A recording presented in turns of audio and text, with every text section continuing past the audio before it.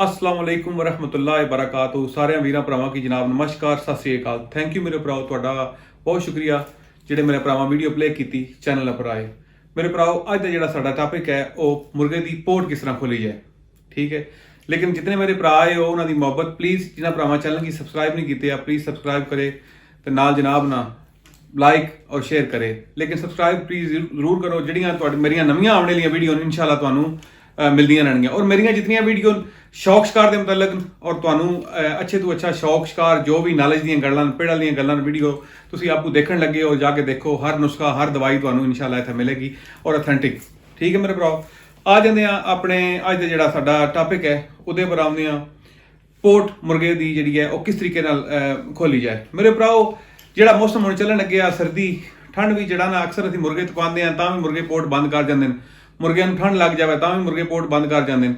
बहुत सारिया वजूहत होंदियां मुर्गे पोट बंद कर जाते हैं। मतलब दाना बेटाइमा जिहा दे छोड़ो या वो दाना पूरा हजम ना किया आवे, इहदी वजह तो मुर्गे पोट बंद कर जाते हैं।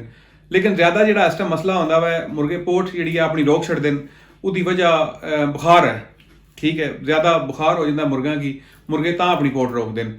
मुर्गे की बुखार होंदा है वो नाल ही पोट रोकता है, सानूं समझ नहीं आउंदी। दूसरे दिन देखते हैं वो दाना नहीं खाण लग्या, सानू कई बार दूसरे दिन भी इग्नोर कर छड़ते हैं, दाना नहीं खाता शायद रजिया, लेकिन रजिया नहीं होता, वो उन्हें पोट रोकी है। लेकिन अगर पोट ज़्यादा देर करके खोलो तो मुर्गे फिर वो पोट बड़ी मुश्किल में खुलती है और मुर्गे अंदर चो के वो अपना नुकसान कर छड़ते हैं। लिहाजा मैं जितने भरा उन्होंने रिक्वेस्ट करांगा भी अपने मुर्गियां की शौकीन का काम है अपने शौक पर नज़र रखनी। मुर्गे की तकरीबन अगर तुम एक मिनट भी अपने हाथ भी चाहो तो तुहानूं उन्होंने चीज़ों का अंदाज़ा हो जाता है।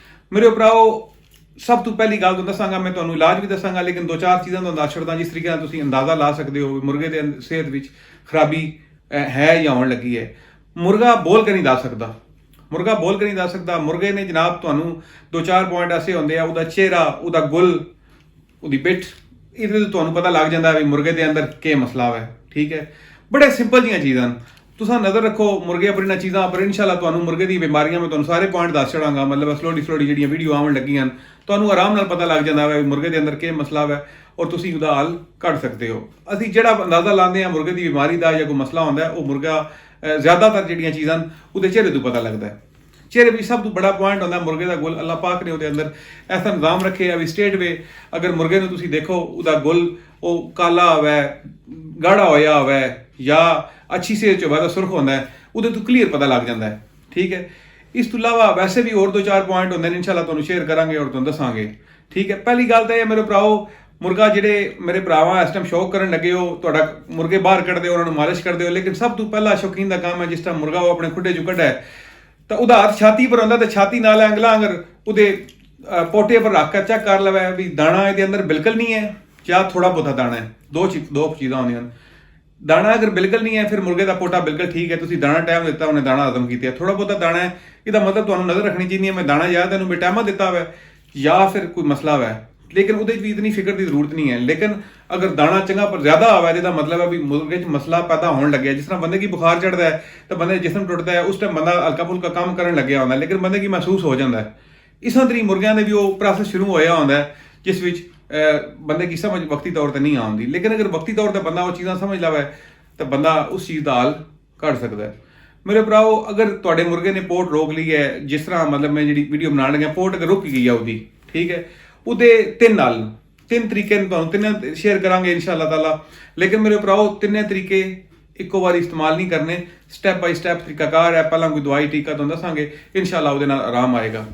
सब तो पहली चीज़ अगर तुसीं देखदे हो मुर्गे की पोट रुकी है, पहला चेक करो भी वाकई उन्हें दाना तो नहीं खा लिया। राती तुसीं प्याले दाना छोड़ गए हो, ठीक है, उन्हें रात में नहीं खाता, उन्हें सुबह उठ के खा लिया। तुसीं उठ के देखते हो दी पोट बड़ी है, इसका मतलब ये नहीं है उन्हें पोट रख गया उन्हें दाना सुबह का जिहड़ा सी वो तुहाडे आमने तो पहला खुड्डे विच उन्हें वो दाना खा लिया, ठीक है। लेकिन अगर तुसीं देखते हो दाना को नहीं सी मुर्गे ने पोट रखी है उसकी बाहर कढ़ के रखो या उसकी तक्को चेक करो भी उसके मामला में पोट नहीं लाने लगे। वैसे मुर्गे दाना खाते जितना मर्जी हुआ 2-4 घंटे 5 घंटे पोट हो ला छड़ते हैं। पोट नहीं लाने लगे या बिठा गलत करन लगे है तुसीं फिर उहदा हल करो। सब तो पहला हल भाई उहदा यह है तुसीं लै लो जनाब मिठा सोडा लै लो एक खजूर के दाने के बराबर, ठीक है।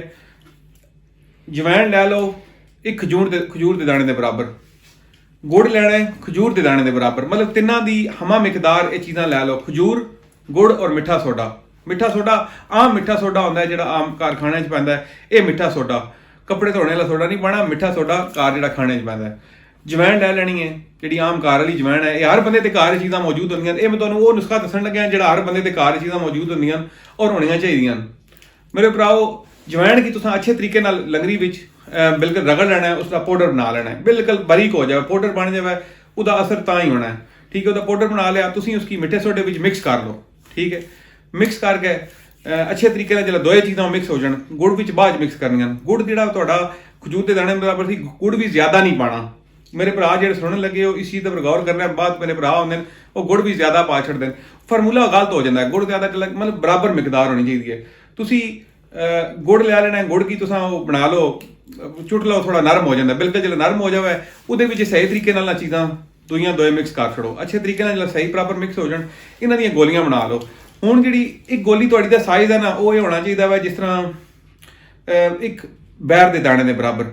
ਬੈਰ ਦਾ ਦਾਣੇ ਦਾ ਵੀ ਤੁਹਾਨੂੰ ਮੈਂ ਦੱਸ ਛੱਡਦਾ ਵੀ, ਖਜੂਰ ਦੇ ਅਗਰ 3 ਦਾਣੇ ਕਰੋ ਤਾਂ ਇੱਕ ਬੈਰ ਦਾ ਦਾਣਾ ਬਣਦਾ। ਤੁਸੀਂ ਮਤਲਬ ਖਜੂਰ ਦੀ ਗੋਲੀ ਦੇ ਹਿਸਾਬ ਤੇ ਗੋਲੀਆਂ ਬਣਾਈਆਂ ਤਾਂ ਤੁਸੀਂ ਹੁਣ ਖਜੂਰ ਦੀ ਉਸ ਦੀ ਮਤਲਬ ਇੱਕ ਖਜੂਰ ਦੇ ਦਾਣੇ ਜਿਹੜੀਆਂ 3 ਗੋਲੀਆਂ ਬਣਾ ਲਓ, ਮਤਲਬ ਉਹਦੇ 3 ਹਿੱਸੇ ਹੋਣ। ਠੀਕ ਹੈ, ਉਹ ਇੱਕ ਗੋਲੀ ਜਿਹੜੀ ਹੈ ਤੁਸੀਂ ਉਸਾ ਟਾਈਮ ਖਿਲਾ ਛੱਡਣੀ ਹੈ। ਠੀਕ ਹੈ, ਸਟੇਟ पे उसकी गोली खिला छड़नी है, पानी ਉਹਦੇ ਅੱਗੇ ਰੱਖ ਦੇਣਾ ਹੈ। ठीक है, मुर्गा पानी पी, लेकिन जिस टाइम गोली खिलानी है, जिस टाइम मुर्गे की गोली खिलासो, जिला गोली तुसी खिलानी है उसकी स्टेट में जिला गोली कोशिश करे भी तक महसूस करो भी गोली को ਤੁਹਾਡੀ ਥੱਲੇ ਜਾ ਰਹੀ है। ਜੇ ਅਗਰ ਗੋਲੀ ਥੱਲੇ ਨਹੀਂ ਜਾ ਰਹੀ ਤਾਂ ਆਰਾਮ ਨਾਲ ਆਪੂ ਨੂੰ ਥੱਲੇ ਕਰ ਛੱਡੋ, ਮੁਰਗੇ ਨੂੰ ਉੱਪਰੋਂ 5 cc ਪਾਣੀ ਦੇ ਦਿਓ। ठीक है, पानी ਉਹਦੇ ਅੱਗੇ ਵੀ ਰੱਖ ਦਿਓ।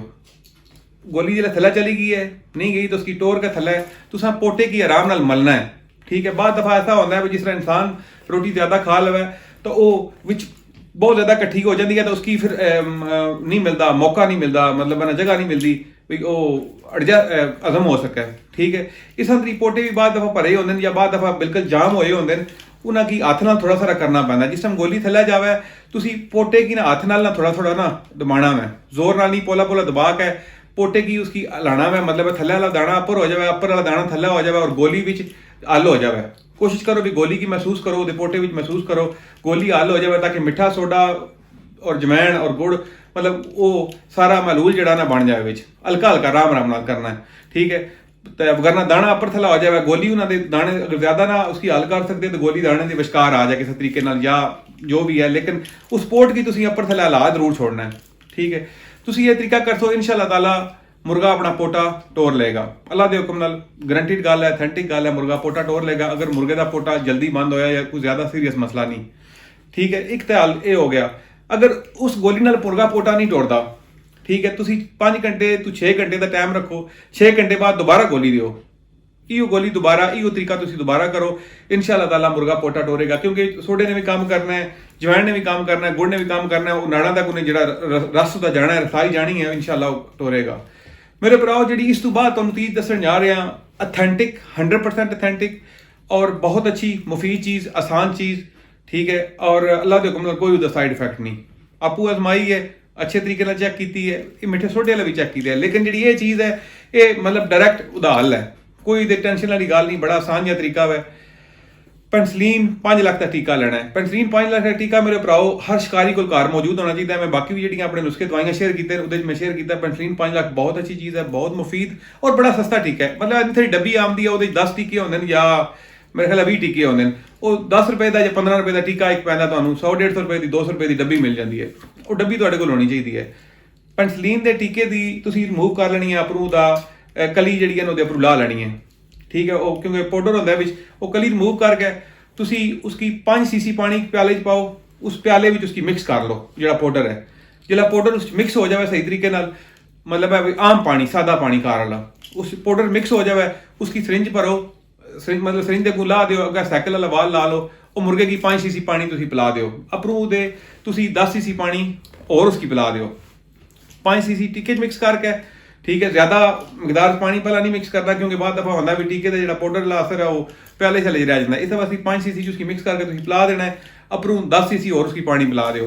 मुर्गे के अगे पानी लाजमी रखना है, इस तो बाद मुर्गा प्यासा नहीं रहना चाहिए, क्योंकि पेंसिलीन ने जाके अंदर काम करना है अपना, तो मुर्गा तलखी करता है, मुर्गे ते क्या पानी मौजूद होना चाहिए। लेकिन मेरे भराओ धुप होनी चाहिए है, धुप नहीं, अगर तुम राती ये काम करना है कोशिश करो भी मुर्गा निंगी जगह का आवे, निंगी जगह का नहीं तो उहदे नाल कोई हीटर शीटर जरूर होवे, लेकिन बाहर या खुड्डियां अगे या रख के राती अगर तुम खुड्डे के अंदर रख के टुट जाओ तो उसका कोई फायदा नहीं है पानी, क्योंकि मुर्गा तलखी करेगा या हजम करेगा, फिर जो मुर्गा बीमार है शिकारी शौकीन तो नहीं सह सकता।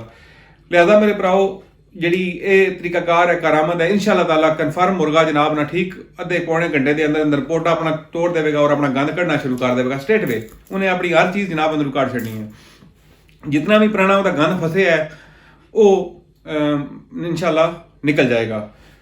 तीसरी जी चीज़ तो दसन लगा मेरे भराओ उहदे वास्ते वो जो हल है वो इस वास्ते होंदा है भी बाद दफा ऐसा होंदा है भी कुछ चीज़ां ऐसियां मुर्गे खा लेंदे जिस तरह मैं कुछ छापर खा लिया, ठीक है, बाद दफा करो मेरे इस चीज़ का लाजमी याद करना भी मुर्गा बाद दफा उन्होंने सब्जियां ना मिलन चाहिए चीज़ां ना मिलन, जिस टाइम बाद दफा छापर तकता है जो कोई चीज़ तकता वो खा लेंदे।